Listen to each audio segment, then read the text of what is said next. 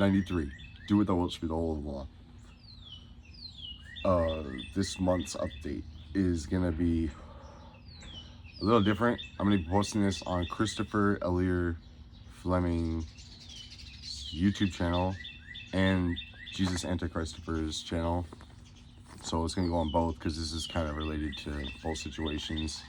And it's been a long time coming. I've been really thinking about how to explain all this, but seeing a lot of stuff that's been coming out, like how they debunked all the flat earthers, like Professor Dave videos I've been watching a lot of, and others like Mini Minutemen. There's more people coming out now kind of like debunking bullshit, explaining things that before, like we had stuff that was explaining, like,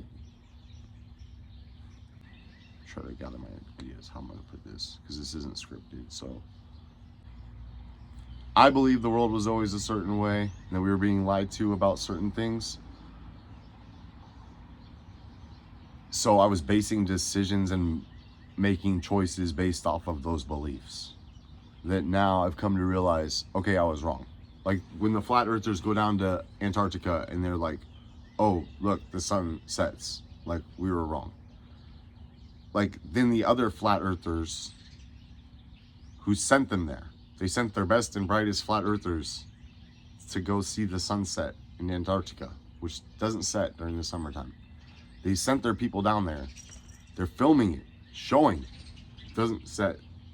Our models don't fit this. We have no model that could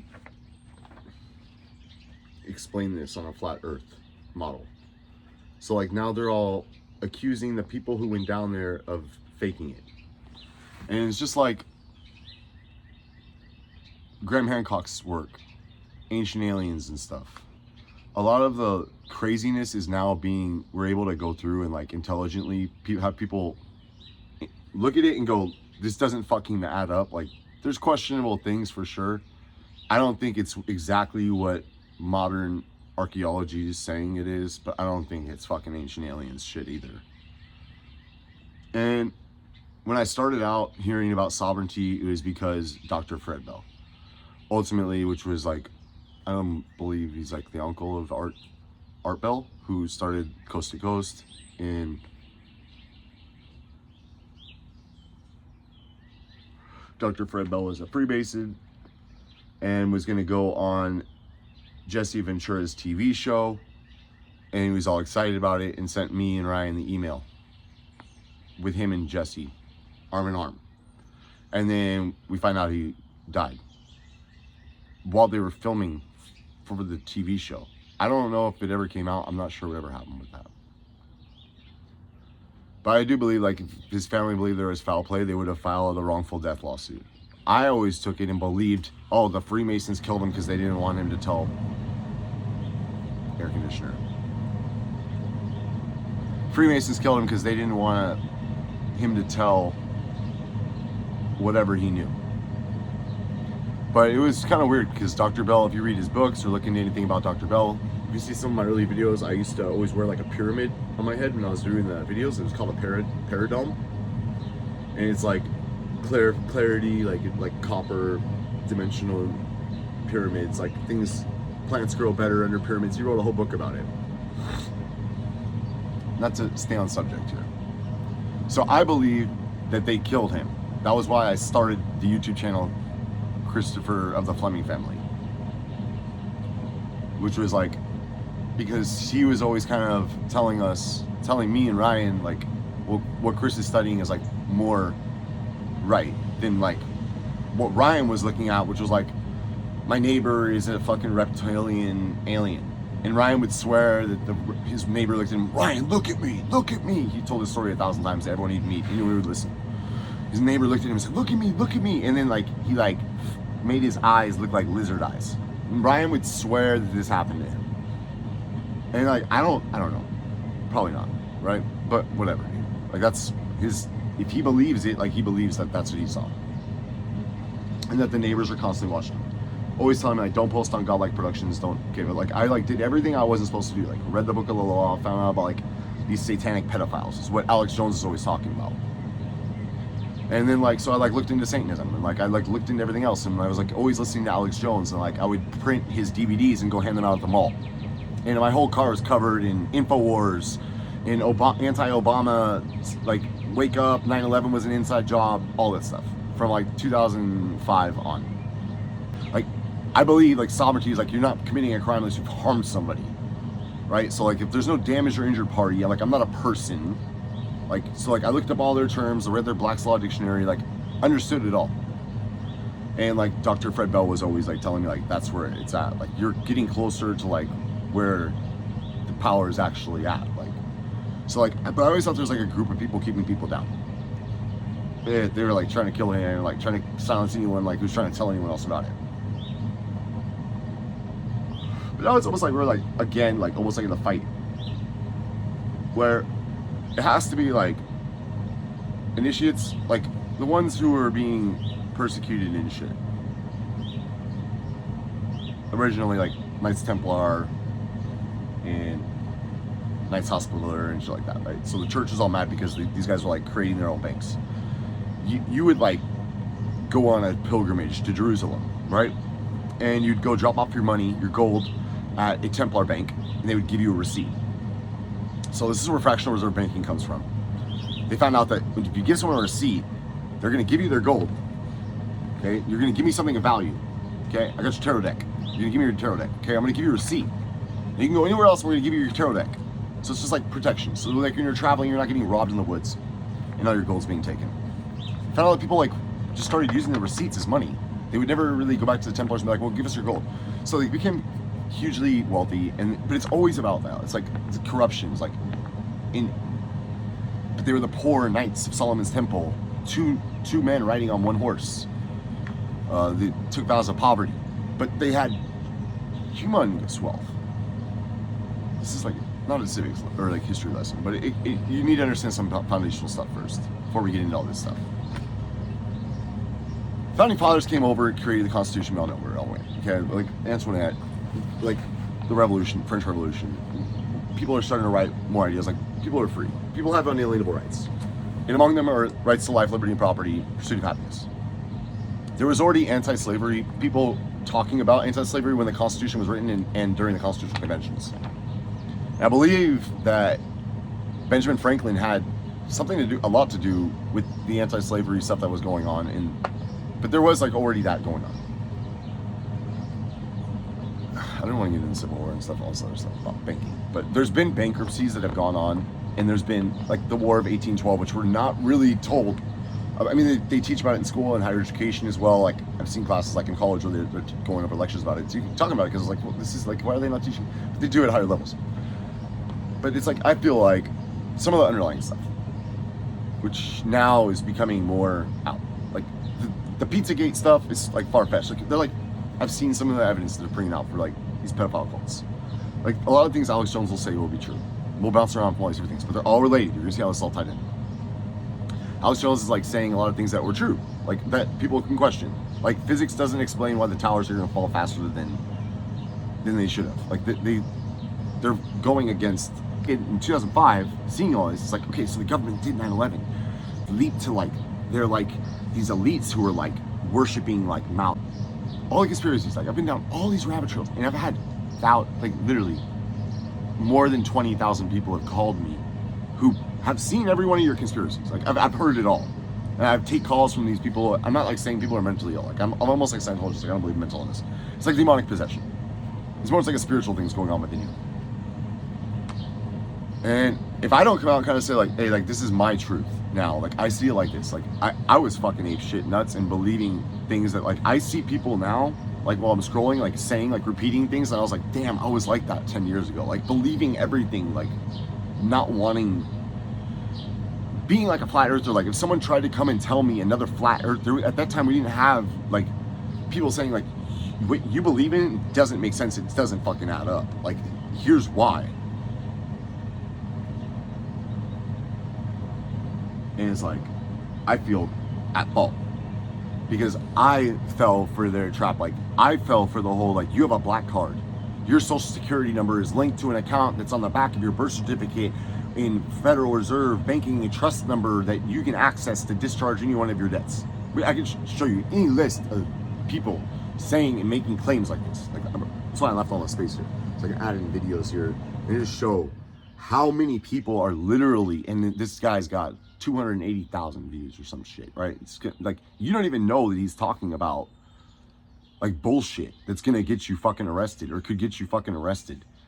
And I feel like it shouldn't get you arrested if you know what you're talking about. You can go in and explain this to a jury, but with enough people not knowing what we're talking about right now, like, you don't even understand the law. You're watching videos on Twitter feeds telling you that you're not a person and that you can use the UCCs and all that. Okay, so like there's factual like basis for some of this stuff, and there's like arguments that you could present that could be brought to a court and could be heard like legitimately. But I feel like no one's really doing anything anyways. This is more for like the people who are actually like trying to figure it out. But from my perspective, I have videos that I don't want to be used where people are gonna be like, look at this guy, like, call the IRS, like, you can do this, this is real. Like, I'm telling you right now, this is not fucking real. It doesn't fucking work.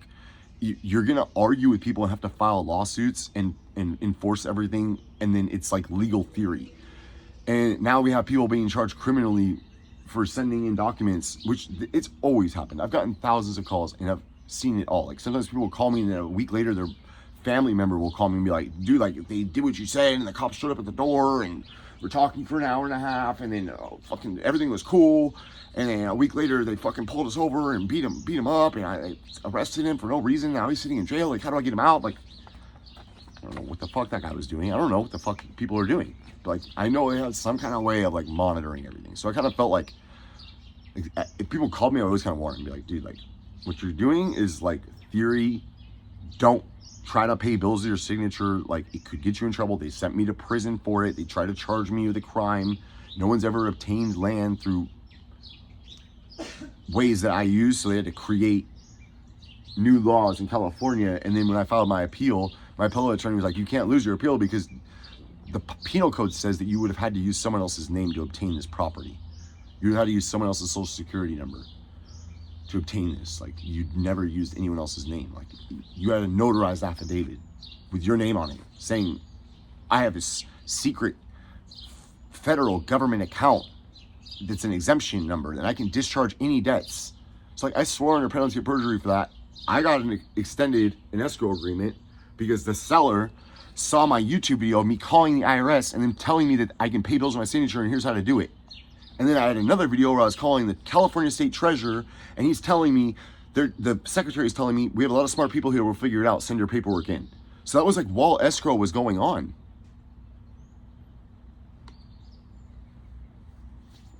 Because a negotiable instrument is considered a promise to pay, a promise to perform, so on and so forth. So there are like legal bases, but like as soon as I did that, they immediately created it. Like, they arrested me for stalking the tenants after I fucking won the lawsuit over it all. Cause it was like, you guys threw me in prison for no reason. Like, you literally just lost my appeal. Like, you threw me in prison, said I committed this crime. And this whole time while I'm filing my appeal, I was like out on the street being followed around by police and fucking having homeless people like tell me like, you sued a lot of important people and you gotta die. And we were told to come kill you. So it's like, I don't know if that's real, like, but that really happened. Like, I believe that I heard that, I experienced that. Christopher's literally, I have memory of it. So I'm not making that up. Like, I'm not lying about how they fucked with my head.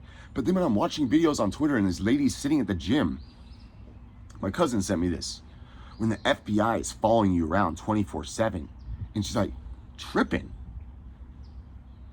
She's like tripping. But it's like, I believe there's organized gang stalking operations on U.S. citizens to drive you absolutely fucking ape shit nuts. Like, they target people who they know are narcissistic and unstable. And they like, this is gonna sound crazy, but this is what I experienced. They would do street theater. They would like, and it wasn't just a Scientologist in Hollywood. This was happening in Eastvale, Hollywood, North Hollywood, Los Angeles, Pomona, El Monte, Diamond Bar. They would follow me like San Bernardino County, Inland Empire, Ontario. Like, it didn't matter where I went. Like, I felt like they were fucking, like, I didn't feel like it. I had evidence to back up. And then like the police would just show up. It was just like, they would know, like, they would just watch me and just like, and they knew I was recording all the time. They would wait till my batteries or my something would die and then they would show up. So I like, But a lot of my interactions with the police were so cool, I would never even post it. I would film them, and then I have them on my Google account. I never uploaded so many of them. There's so many more interactions I have with police that I've never uploaded, because 95% of the times I deal with them, they're fucking completely respectful and understand that, like, I'm just trying to be a sovereign. I'm just trying to be left alone. I'm not hurting anyone. Like, it was almost like they were on my side. So I was like, there's like Freemason cops who like knew about me and would like leave me alone, and then there's like Christian cops who hated everything I was doing and would fuck with me. And that was why, like, and then when I filed a lawsuit on the cops, so like right now, I got charged with armed robbery, and I had to bail out of jail for $10,000 because some lady said that I fucking robbed her purse at gunpoint. I had to go all the way through and the first instance was I was with Gabby, and we got off the truck. We were at visiting my buddy in Long Beach, and I got arrested. I was drinking, and like cops' attention came to me, and when they ran my name, they're like, "You committed an armed robbery in Las Vegas, so we're bringing you in." They arrested me, brought me in for an armed robbery in Vegas. I'm like, dude, you got the wrong person, dude. What are you talking about? And I was in jail for 2 hours, and they released me. Then, not even 2 months later, I get arrested again in, my sister calls the cops because I was like, she's calling me for trespassing because I was arguing with her boyfriend. Because he wouldn't, it was like something over the baby diaper or something. I was all mad because he wanted her to change the baby diaper. And I was like, dude, she works all day. Like, you can change the baby diaper. You're not even working. And then, like, it developed into this whole argument. And I was just like, oh, I'm not going to shut up, dude. Fuck, dude. You like, it's my sister, bro. Like, and then, like, it got loud. And then my sister calls the cops. The cops show up, and then they arrest me for a warrant for another armed robbery that they say was committed in Monrovia, California. So then I had to like go all the way through. I was like, dude, I was driving a truck. I have GPS on the truck. Like, I can prove I didn't do this. Like, release me. I'm telling the detective this before I bail out of jail, hoping they're going to like let me go. No, dude, we have like links with your phone number. Like, people fucking witnessed you, that she circled your picture. Da da da da. And I'm like, okay, cool. But like, so for me, I want to just say, I don't believe there's any conspiracy. I think that someone probably got robbed, and then they said their name was Chris Fleming. And that's it. And the city of Los Angeles is just trying to fucking find out who did it. And they look up me. I have a record. She saw my picture. She circled my image. They brought me to court, but I didn't fucking do it. So like, it's not guilty until proven innocent. Am I in prison right now? No, because I didn't do it. I can show that I didn't do it. But if there wasn't like GPS on my truck, if I didn't have my phone like with pictures showing I was in like Utah and there's like snow, I was like taking pictures for my work, something at my work, like a load I was doing, and if I didn't have it, but they asked for my GPS, like they wanted my subpoenaed my phone records so that I could show them like my phone, and I gave it over, but then I was like, you should delete all that. Anyways, the point is, he's like, I should take it, like, oh, like they're still trying to fuck with me, like they would arrest me for no reason sometimes. But then so many other times they would just leave me alone and let me do whatever I wanted. And then I found out, like, I was watching this thing on my stream the other day, and they're like, why didn't they ever mess with Manson? And it's like, because like he was like trained to do that, and like they would mess with him, and like they would fucking arrest him. People would show up and they would just let him out of the jail. So it's almost like, I feel like that, but they never contacted me. Like no one ever came and told me like, oh, like you're in on this, like we're gonna tell you how to do this, or like we're gonna let you out of jail. Like I just like took it like, oh, I'm a chosen one. Like they're like, I'm so special, like, because I'm a sovereign, like, I followed all that paperwork. So, like, I can just do whatever I want. So, like, that was why I would go, like, graffiti. Like, so many times I've been arrested for vandalism because I was just, like, right on the stars in Hollywood or right on, like, anything in Hollywood. And the cops would come up and just tell me to stop after someone called them and told them what I was doing for hours. And I just never uploaded any of that stuff. But I have so much stuff on my Google account that I should upload. But it's really irrelevant at this point. Now I kind of realize what was happening throughout the whole time. And I see other people going through what I was going through. So it's like my responsibility to come forth to be like, hey, don't fall for this one over here. Like you want to fall for all these other like conspiracies. Like there's truth to sovereignty. There is legitimacy in sovereignty, but it's like ultimately going to be in homesteading and like separating yourself completely from reliance on the government. Like when you're no longer relying on the government, then you're sovereign. Like, and you have all these rights. Like no one's going to fucking come and fuck with you in the middle of fucking Michigan or wherever you're homesteading in. Like there's no one around. So that's ultimately like what I feel is sovereignty. Like looking at it now, it's not like, oh, I can discharge debts and pay bills on my signature, because like that's what it all becomes. Like the Moors like gave me a title of nobility because I was like helping all these people pay their bills and discharging their mortgages, and because it does work when you start arguing things. Like I was telling them, I'd be like, don't argue, oh, I can send you a fucking A for V and acceptance for value, and here's my social security number and for deposit to the treasury. We know that's getting people arrested.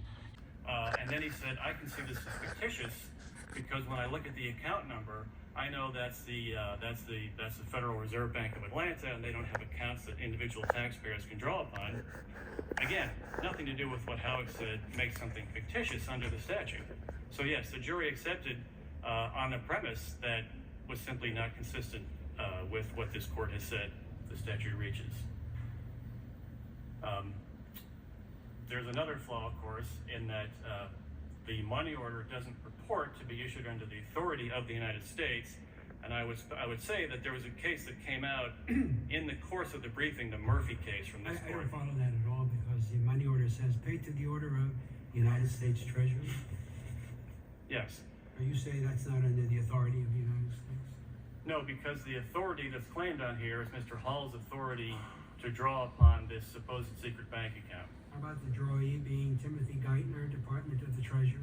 And he's directing the drawee to make the payment to the Treasury. Right. So again, Yeah, boy. I think you're close on the first argument. You're not very close on okay, this one. and I can see that Murphy appears to undermine that second argument. The third argument. Here's the fucking Supreme Court fucking appellate decision where they're telling this guy who's filed his authenticated birth certificate and he's sovereign and he's got all of his UCC1 filings and he's done everything you're supposed to do. But here's the court saying you can't even make a large purchase because you're committing fraud. You're fucking filing financial documents and instruments with people and telling them to deposit for the Treasury. Deposit to the United States Treasury. Attention, Timothy Geithner. The court is literally saying that in this video. So we know that, like, they're saying, the court is saying there is no secret account. Does that nullify the United States Constitution, Article 1, Section 10? Article 1, Section 10, where it's like saying that no state shall enter into a treaty, alliance, confederation, grant letters of marque, reprisal, coin money, emit bills of credit, make anything but gold and silver coin, a tender in payment of debt, pass any law ex post facto or law impairing the obligations of contracts, or grant any titles of nobility. Like the gold and silver clause, you can argue that in court. You can go in and file a lawsuit and be like, I don't have any gold and silver coin. You can't demand anything but gold and silver coin as payment in debt. Like, they're gonna be like, well, we're operating, why'd you sign this contract? You're in this contract. So here's what we're gonna get into. Like, legitimate arguments that you can actually raise. Like, don't talk about like Pizzagate bullshit trying to prove like there's adrenochrome celebrities drinking children's blood. Like, that's horse shit. There's no fucking evidence for any of that. Like, if you want to like talk about something legitimate, like go like look at the Epstein shit that's coming out.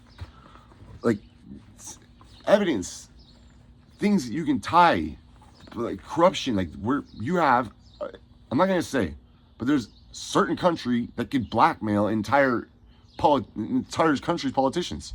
So you got flight lists on all these people. So I don't know, I'm just saying that shit is legitimate. Like, there's conspiracies that are legitimate. Like, when you want to talk about flat earth, there's no evidence for it that we've already debunked. It's bullshit. So debunking my own videos where I'm saying you can write promissory notes and send these off and put 4 deposits to the Treasury and then appoint these and send off all these IRS forms. Don't do any of that. The IRS will hit you with fraudulent filings. That's what I've seen. At least 300 different freaking emails and phone calls from people. I mean, I got so many phone calls from all these people who are watching these videos. And sovereignty's been around for a long time. Like, I'm not the first one to go and do this. I'm just the first one to have the fucking IRS sit there and be like, yeah, we know exactly what you're talking about. And you need to do it through whoever you have the contract with or whoever the debt is for. Contact them and ask them to tell you how they want it. So yes, there is a legitimate way that apparently the IRS knew about and taught me. So like, but I don't want people going and be like, oh, you have an account and you can charge this off and here's how to do it. And if you send me $800 for this package, I'm going to teach you how to be a sovereign. Do not pay anyone for sovereignty packets. I've been saying this for the last 12 years. No one listens to me. Like, don't. It doesn't fucking work. It's irrelevant and it doesn't matter. And the only thing that matters is what you can know and speak and articulate or write and enforce in a court. If you know you have these rights, then go and enforce them. I've seen people get their fucking traffic tickets dismissed. I've seen people get criminal charges that are dismissed. But I've never seen anyone get a criminal charge dismissed that has a victim. Like, if there's a victim, they're bringing them into court, and it doesn't matter what sovereignty you're filing, they get your ass. And you're committing financial crimes. They're saying that it's a crime now. Like, they're going after you criminally. So don't, like, I just don't want everyone to get caught up and be like, oh, look at Christopher, the Fleming family called the IRS, and this shit's real, and here's why. No. I'm telling you right now, they fucking, yeah, it's real, yeah, it worked, but look what they did. So, like, until, there's got to be some other solution. Once people start finding out, then there'll be a solution, but this isn't a solution. What's happening right now? Like, you gotta stop killing all the wars, but whatever. Do what you gotta do. Understanding promissory notes. Introduction to promissory notes. A promissory note is an important financial document that serves as a written promise to pay a specified amount of money to a designated party in a certain time or on demand. The written promise to pay specified amount to a designated party or certain time. At a certain time or on demand. So those terms should be used on there, right? It is vital in various financial transactions, such as loans, credit agreements, and business dealings. Understanding how promissory notes function is essential for anyone involved in financial agreements, whether borrowing, lending, and managing debts. What is a promissory note? Promissory note is classified as a negotiable instrument under the Uniform Commercial Code, UCC, right? Which governs financial transactions in the United States and in 132 countries around the world. According to the UCC, subsection 3-104, a promissory note must meet several criteria to be legally binding. So we need to have 1, written and signed. The note must be in writing and signed by the maker, the person promising to pay. Unconditional promise must contain an unconditional promise to pay a specified sum of money. Number 3, a fixed amount. The amount owed must be fixed and clearly determinable. Normally, like, write it out, put the numbers. Time of payment. It must specify when the payment is due or state that it is payable on demand.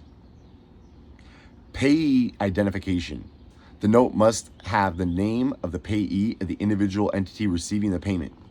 So those are what we're going to need to see on the instrument for it to be. But guess what?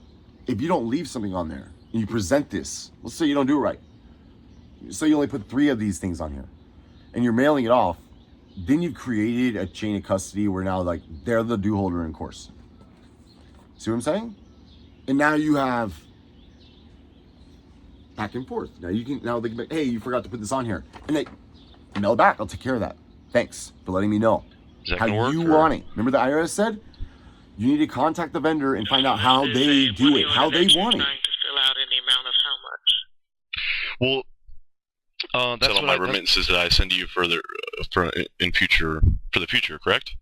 Okay. All of the municipal offices, you don't send those to us, you send those directly to them, and then if they need to process it further from us, then they would do it on there, and that would be on them to do. It will be no longer your issue once you send it to them. Okay, so then what happens when they ignore my remittance? When I send them, because they look at me and they go, you can't pay your bills with your signature, are you crazy? So it's like, what do I say to them? Do I say, hey, listen, you need to contact the IRS, or you need to contact CID, or what do I say? Like, send that to, am I putting the right wordage on here? Because on the back I put, for deposit to U.S. Treasury, for credit to Municipal Services Bureau, and then I put for the account number, and then I signed it, authorized representative, and then I put my employee number, the Social Security number without dashes. So is that basically like everything I need on there, correct? And that's on the back, and then the front has paid to money order, and then in the amount of, and then I can leave that blank. Is that right as well? It doesn't have to have an amount. The IRS will be able to, or the CID is the one who figures all that out, right? What the actual amount is. So I'm okay just to leave it blank. Is that right? That's not your concern outside of them. You'll want to know how they're wanting to process it. Their system might be different from ours. So check with them to see how they're wanting to have that filled out. I can tell you how ours need to be filled out. Okay, could you do that? So when I send in, all right. So let's just go step by step. So how do you want? Step by step would be best for you. What I'll do is 1040. Oh, okay, I see. With the year 2006. Okay. Okay, cool. And we'll sort it through from there. You should be getting the. All right, cool. So you guys will actually send me proof that it was discharged? Once it comes through, then yes, we'll go ahead and send that out to you as well. Do you know how long it normally takes for the set-off to occur? No, it's case by case, and the processing office, which is why we put your contact information. If there's anything unusual or any delays, they'll be the ones to let you know. You know what? I really appreciate all your help. Thank you so much. I just have one more thing, if you could help me with this. So when I get these bills from these creditors, I would fill it out hypothetically the same exact way, except I would just put the 1040 and then 2012 on the top of it? No, Or is that only when I'm dealing with IRS discharge? only when you're dealing with IRS. Everybody else's billing information may be slightly different. You'll want to ask them how they prefer to have it so that they can run it through their system. Not everybody's system is the same. Okay. So I just got to get in contact with them and figure out who's in charge in the financial department. And... Correct, and see what they're wanting from there. All right, great. Thank you. What was your name? My name is Miss Lumpkin. Miss Lumpkin, you're amazing. Thank you so much. Thank you. It's not a problem at all. All right, I love you. So Glad to be of service to you. all right, I love you. Bye. Bye-bye. Yes! I told you guys I'm not crazy. You can pay your bills with your birth certificate. I told you guys. So if this is real and it works, we know it's real. I know it's real. I know it works. I've seen people who have, and I've helped people discharge debts, but it's never through using negotiable instruments. It's always through arguing like things like this, creating something to like have a back and forth with them about like, hey,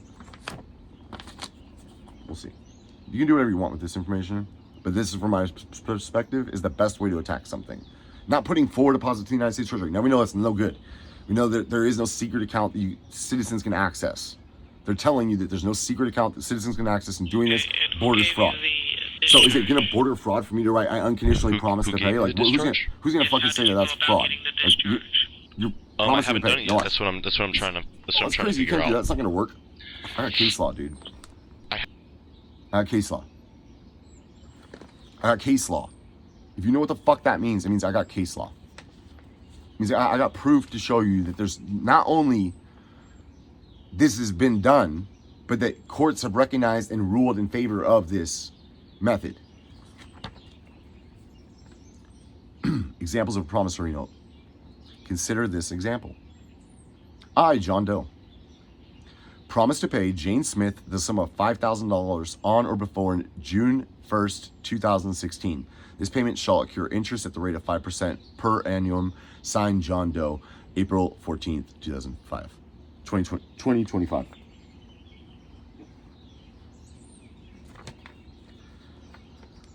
This example illustrates the clarity required in a promissory note, ensuring all parties understand their obligations.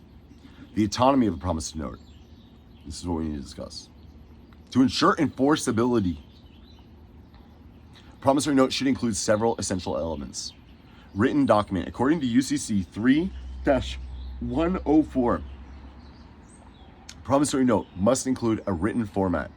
Must be in written format. Oral promises can lead to disputes due to misunderstandings. An unconditional promise. The language must express clear and unconditional promise to pay. For example, I promise to pay $5,000. Demonstrates clearly, while conditional phrases complicate enforcement.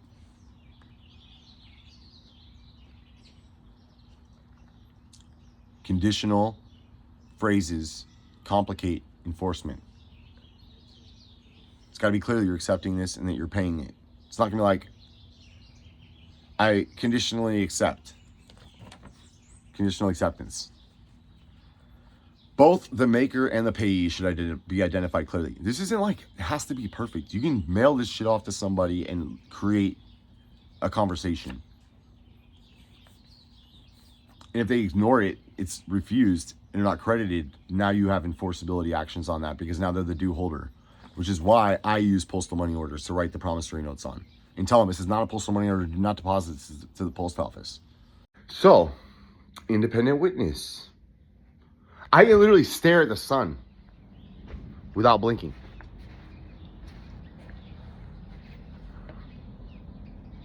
Make a pyramid and you can stare at it.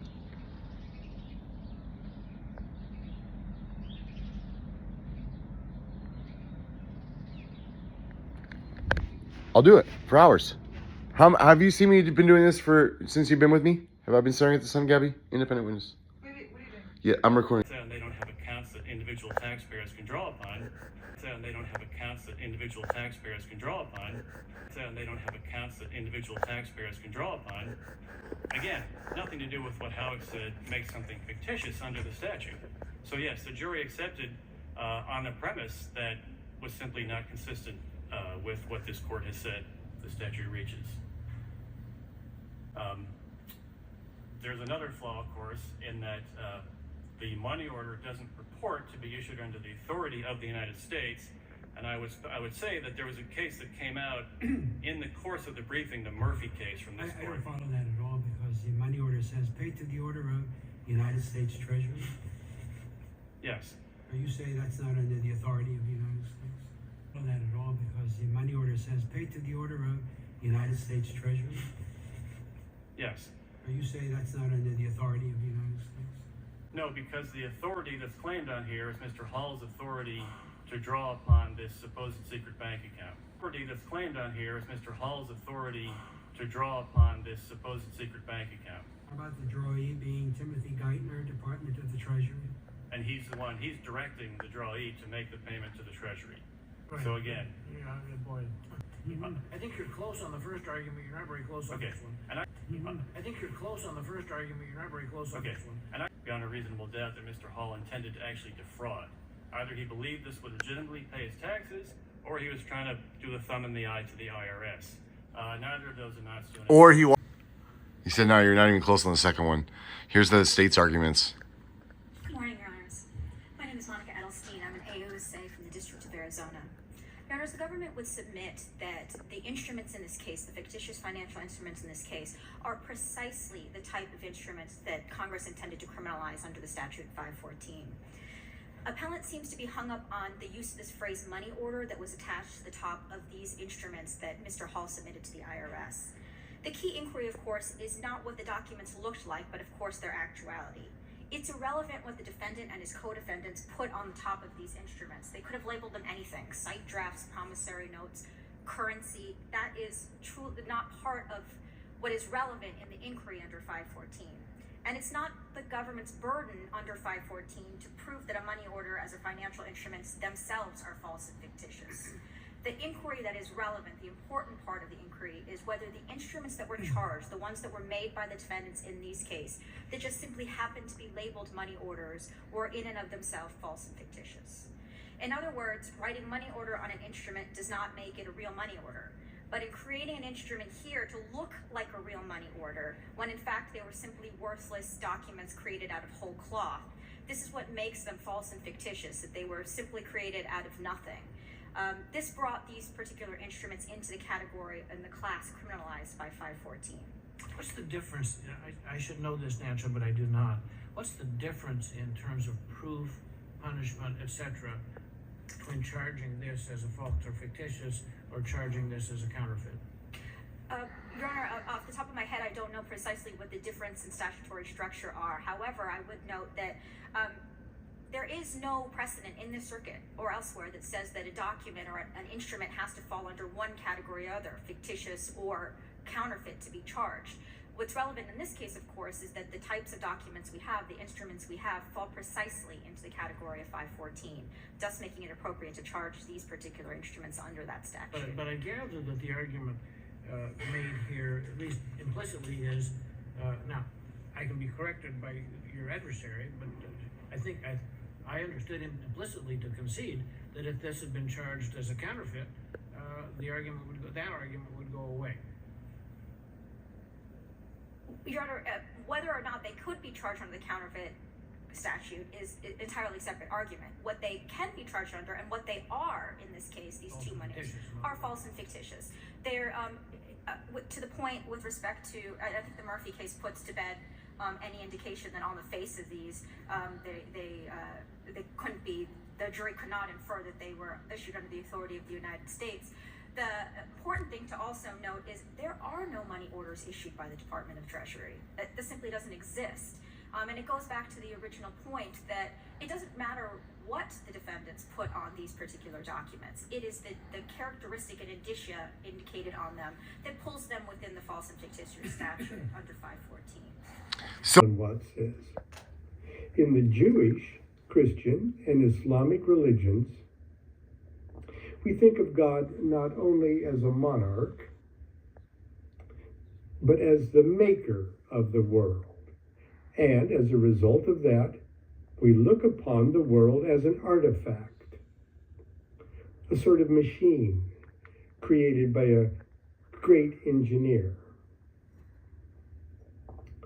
There is a different concept in India, where the world is not seen as an artifact, but it's a drama. Thank God. And therefore, God is not the maker and architect of the universe, but the actor of it. All the actors. And is playing all the parts at once.